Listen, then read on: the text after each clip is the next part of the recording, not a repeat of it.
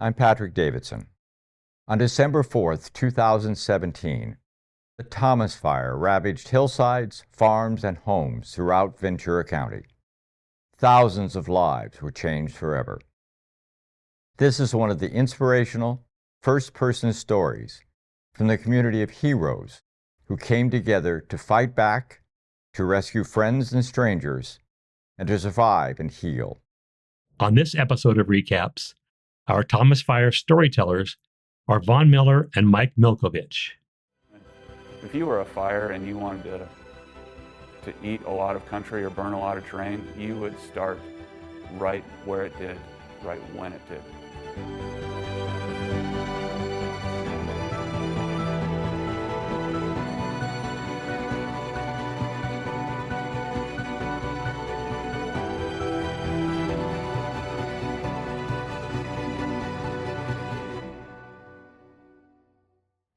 I'm Vaughn Miller. I'm the Deputy Fire Chief of the Ventura County Fire Department. When the weather event actually hit on Monday, I was in charge of what we call the duty chief. That's the person that really sets up the response capability for any anticipated threat that we have. So Monday morning, December 4th, we were at maximum capability for fire suppression. And nothing happened all day. But at 6:30 at night, if you were a fire and you wanted to eat a lot of country or burn a lot of terrain, you would start right where it did, right when it did. It started on the eastern side of one of our largest fuel beds that we have in Ventura County, which is called the Ventura Fuel Bed. It spans from Santa Paula down to Ventura and up to Ojai is that big one. And there's ranches in there, and there's agricultural property, and there's also a power distribution station in there. But it's a large fuel bed that we have. And if you start there on a day when the Santa Ana wind's going to blow, it's going to blow it right across the fuel bed. If you start at night versus starting during the daytime, then aircraft doesn't fly at night. We can't get fixed wing and retardant at night. And so you're set up to burn as far and as fast and the most that you can, because our ability to get those extra resources, especially from the air, is significantly diminished at night. We knew it immediately when the first reports came in. We knew that this fire was going to go. My role is to really alert state authorities and my neighboring agencies of what's going to happen. My first call to them was it's going to take the entire fuel bed, and it's 35,000 acres. And even with that prediction, it's still the speed and the intensity that it drove itself across that fuel bed was surprising to all of us. I mean, to simply put it, the fire protection in Ventura County is set up for the day-to-day fires that we may have. And we have a couple of house fires every week. We have probably 90 to 100 medical calls every day. We probably have 10 to 15 vehicle accidents every day. Once every week or two, we have a hazmat call. Once every month or so, we have a technical rescue call or a water rescue call.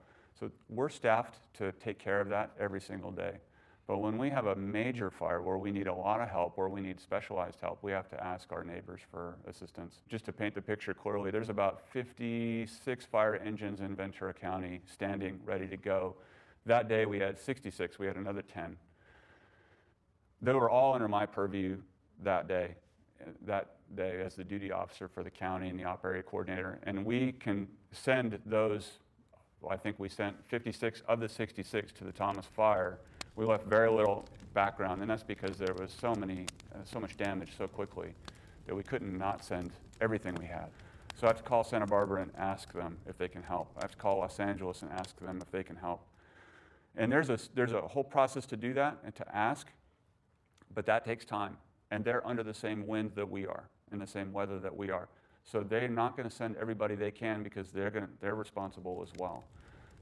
That night, our first out-of-county strike teams probably arrived around 9 p.m. That was 2.5 hours into the fire, and we were getting strike teams from Los Angeles all night long.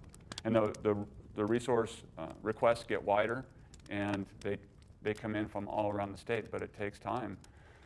In the end of the day, we had 8,500 firefighters there. We probably had 500 or 600 fire engines from the 11 western states, but they didn't all get there the first night. They got there in the first few days. In this case, we asked the state to provide us with a management team, which is about 60 people, that are just focused on standing up an organization that's deploying firefighters in an emergency setting. That's their day job, and they do that. Many of our personnel were there the first night, but we have to sustain that throughout the firefight, and that takes quite a number of people. So of those 8,500 people, probably 600 or 700 people were devoted just to the management of the rest of them. Most people evacuate when they're asked to evacuate, but we always have people that feel like they can stay, and many times they're successful in staying and providing that defense. So we basically close the area, and once they do leave, we don't let them back in. But they're asked to leave. They're told it's a mandatory evacuation. We don't forcibly take people off their property, but we close the area. We're allowed to do that, and we do that. The response is so complex and so diverse, and it needs so much depth to provide that appropriate level of response, which means we can get people out of the way fast enough, we can close the areas appropriately, we can keep the bad guys from going in and looting, we can suppress the fire, and we can sustain that for a long period. We have to be able to stand that organization up and that capability up even faster now than we've ever had to do it. And that is a little bit, it's amazing, but we understand it. We understand the need for it. So COPS, Public Works, Office of Emergency Services, multiple fire agencies, city disaster preparedness, building inspectors, they all have to be incorporated into this effort. It's a community effort. It's not just a fire department effort. And I can't own everybody's risk and save everybody, but my job is to prepare people. And so I ask the question, are we doing it? Are we doing the best we can do? And so I think we'll continue to ask that question, and maybe we'll change our message so that people recognize that today's the day I might have to evacuate. Just driving through Ventura that night and seeing people carrying their belongings walking down the street, and the numbers that they were, that's not a necessarily desirable outcome if you're a professional or emergency manager. You want people to be evacuated and be able to get in their cars and get out in time and clear the way and that type of thing. So if you're watching people carrying their stuff down the road, it occurred to me that maybe there's a gap there. Maybe we're not preparing people quite in the way that they need to be prepared for a fire like this. We live with fire in California. It's our daily risk. It's our daily threat. And when we have a red flag fire alert day, I doubt many people actually notice it, other than it's windy and it's hot. But myself as a professional, I can look at those hillsides and see that gasoline that's sitting there in the form of plants. And I know that even at my house where it's situated, on a bad day, it could come get me. And I need to be ready to go in a moment's notice, and my family needs to be ready to go. And I'm not sure that that's on the mind of everybody that lives in that type of a threat zone. And even further, when the power went out that night and the garage doors were locked shut and people couldn't open their garage doors to get their car out so they could drive away from their homes, or they were just disbelieving that a fire that started in Santa Paula was getting to Ventura in 3 hours. The denial or whatever it was that caused them to stay or be unprepared, I have to ask myself the question, am I doing everything that I can to make sure that they have the tools they need so that they can get out of the way? It surprised even seasoned firefighters. We had 2 retirees that lost homes in Ondo Ondo, and one of them was just retired a year ago, and he's definitely a professional. So it's surprising. It surprised a lot, even the professionals.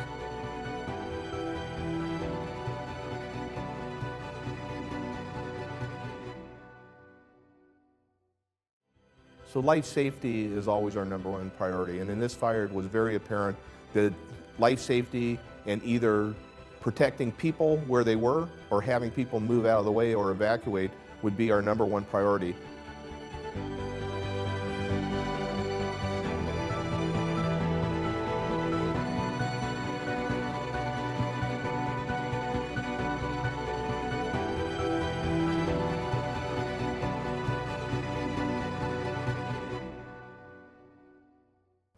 I'm Mike Milkovich, Assistant Chief in charge of Administrative Services for the Ventura County Fire Department. My job entails oversight of our EMS division, our training division, and our human resources.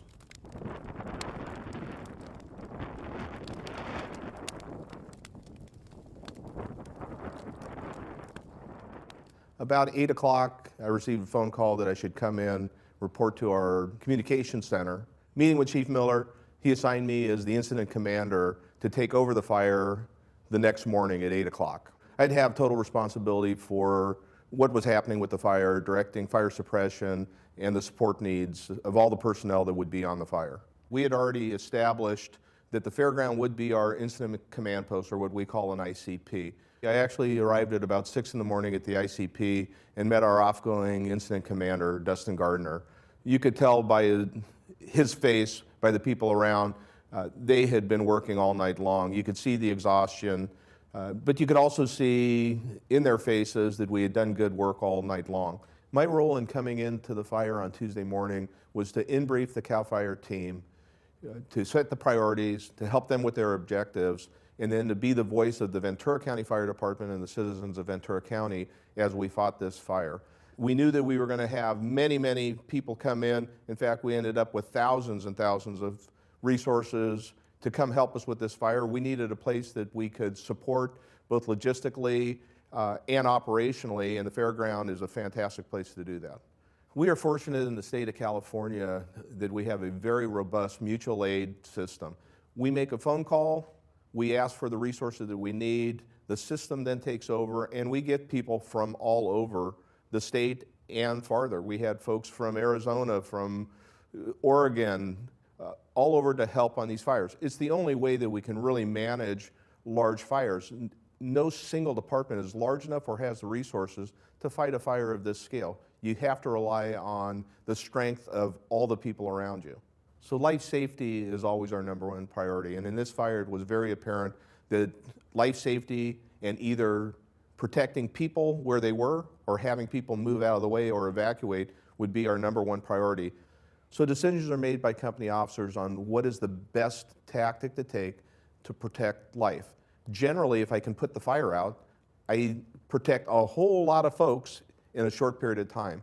When you don't have that option, you start making individual choices, block to block, house to house, on whether the people that are there are safe staying where they're at or whether or not you have to move them. That movement could be in a fire truck. In this case, we were having fire engines move up. They would load up people from walking the streets and drive them out.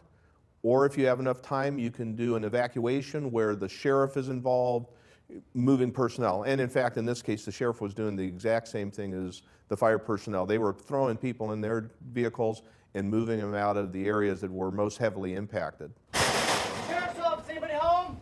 There are many lessons I learned from the fire. I think the most important to me was we are in a new norm. Our fire conditions, our weather conditions, the condition of the brush and the vegetation has changed, and what we believed it was the norm is now something different. As I hope everyone knows, we can't do this on our own. We need cooperation not only with other agencies, other jurisdictions, we need the help of the public. And what the public needs to do is follow our readiness plan. So if you go on venturacounty.org, you can find our Ready, Set, Go program. And it really is a guideline, a template for you to help yourselves, because I cannot put a fire engine at every house in these major events. You need to be prepared, you need your family prepared, you need to be able to say, I can walk away from this house, I can protect my family, so that when this event happens, you're not scrambling to get things done. The truth of the matter is, replace your house, help your family, save the people. Were we lucky? We were a bit lucky, there's no question about it. But the truth of it is, we've seen fire here, we've done preparation, we have a lot of information available to our citizens. They listen to it, they see us, they trust that when we ask them to move and to evacuate, that they will do that. They participate in a very aggressive fire hazard reduction program that gives us defensible space around homes. So the combination of those factors really came to fruition, and we had a very very small but tragic loss of life.